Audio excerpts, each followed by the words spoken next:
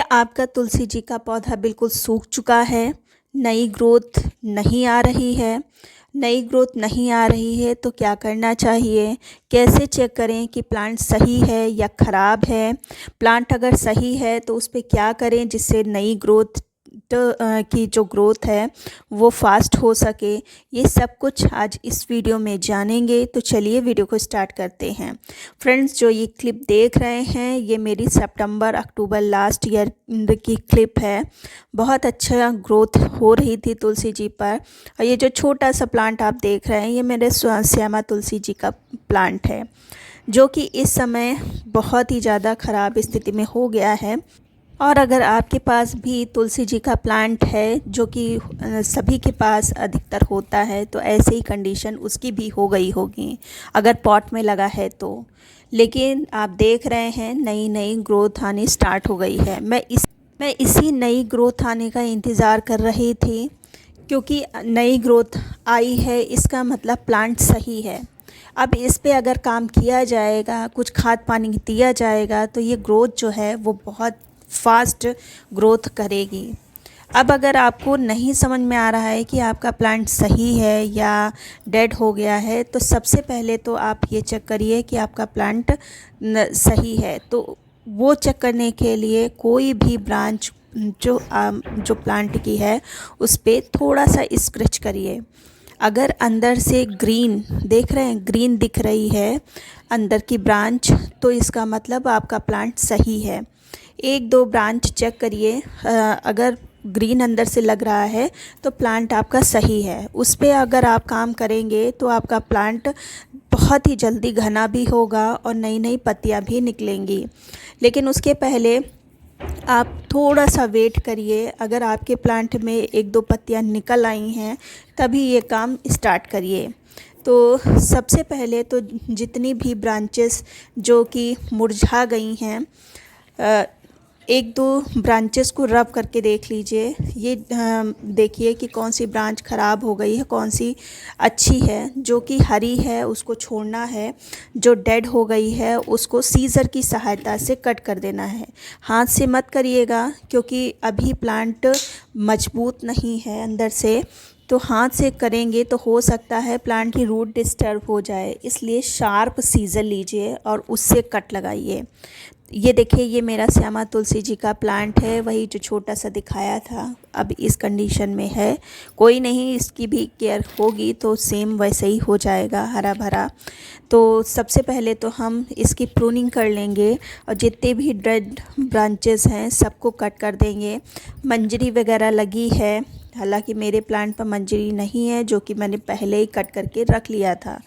अक्टूबर में मैंने इस पे काम किया था तो मंजरी को कट कर लिया था।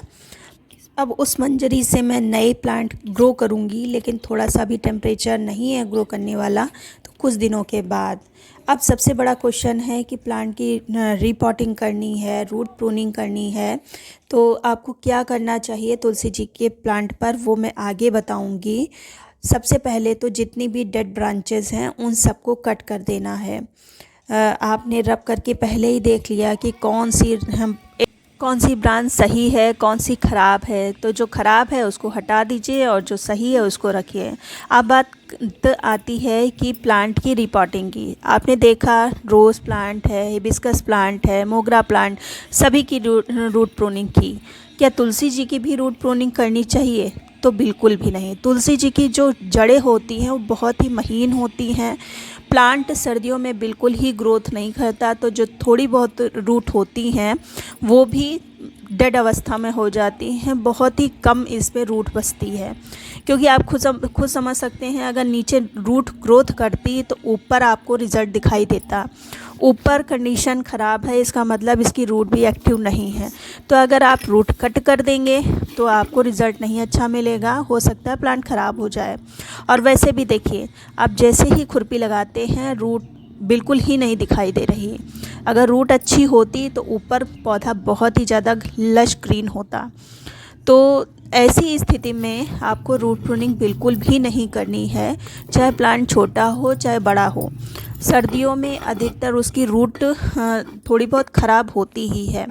तो अभी नहीं, बरसात में आप यहीं पर अगर खुरपी लगाएंगे तो आपको रूट खूब सारी मिलेगी, तब आप इसकी रूट प्रूनिंग कर सकते हैं, लेकिन अभी नहीं। सबसे पहले करना क्या है, तो सबसे पहले तो जितनी भी घास फूस लगी है प्लांट में वो सब कुछ हटा देना है, प्लांट की अच्छे से गुड़ाई कर लेना है।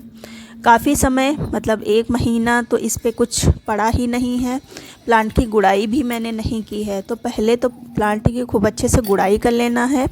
और अगर मिट्टी गीली है, हालांकि मिट्टी मेरी इतनी गीली नहीं रहती क्योंकि मिट्टी के पॉट में लगी है, लेकिन अगर आपका प्लांट प्लास्टिक के पॉट में होगा तो बहुत ज़्यादा गीली मिट्टी होगी। तो अगर गीली मिट्टी है तो इस तरह से गुड़ाई कर लेना है और धूप में रख देना है। जब मिट्टी अच्छे से सूख जाए तब इस पे काम करना है। सेम यही काम हम श्यामा तुलसी पर भी करेंगे। और घास फूस बहुत ही ज़्यादा निकल आती हैं, उसको हटाएंगे, गुड़ाई कर लेंगे। और देखिए ये प्लास्टिक के पॉट में लगा है तो इसकी मिट्टी देखिए कितनी गीली है। हालांकि सुबह जल इस पे भी चढ़ाया गया था, उस पे भी चढ़ाया गया था, लेकिन इसकी मिट्टी गीली है और उसकी हल्की सी मॉइस्ट है। तो सबसे पहले तो गुड़ाई करके धूप में रखिए। धूप में अगर फंगस वगैरह लग गई है मिट्टी में तो वो किल होगी, और जो कुछ भी आप न्यूट्रिएंट देंगे तो वो प्लांट उठा भी पाएगा। तो धूप में रखने के बाद हम क्या करेंगे, तो धूप में रखने के बाद हम कुछ चीज़ें देंगे। हालांकि तुलसी जी पवित्र हैं तो इन पे और इधर उधर की चीज़ें हम नहीं दे सकते हैं, तो सिंपल सा हम इस पे कंपोस्ट देंगे और फंगस के लिए चीज़ देंगे। तो सबसे पहले तो हम इसको कंपोस्ट देते हैं। तो कंपोस्ट अगर आपके पास काऊ डंक है तो बहुत अच्छी बात है, काऊ डंक दीजिए। लेकिन मेरे पास वर्मी कंपोस्ट है तो मैं लगभग 50 ग्राम के करीब, मेरा 12 इंच के पॉट में लगा हुआ 4 साल पुराना प्लांट है, तो उस हिसाब से हम लगभग 1 मुट्ठी दे रहे हैं इस तरह से। और महीने महीने में आप इतनी अगर कंपोस्ट देते रहेंगे तो आपका तुलसी जी का पौधा खूब अच्छे से घना भी होगा। अब इसके अलावा प्लांट की मिट्टी काफ़ी समय से गीली बनी रही है तो फंगस लगने का डर रहता है, तो उसके लिए हम नीम की खली लेंगे। नीम की खली की जगह पर आप हल्दी का भी प्रयोग कर सकते हैं। हालांकि हल्दी जो होती है वो बहुत ही जल्दी डिकम्पोस्ट हो जाती है। हल्दी उतना अच्छा असर नहीं मेरे ख्याल से दिखाती जितना अच्छा नीम की खली दिखाती है। नीम की खली डिकम्पोस्ट होने में टाइम लेती है। तो नीम की खली मैंने डाल दी है।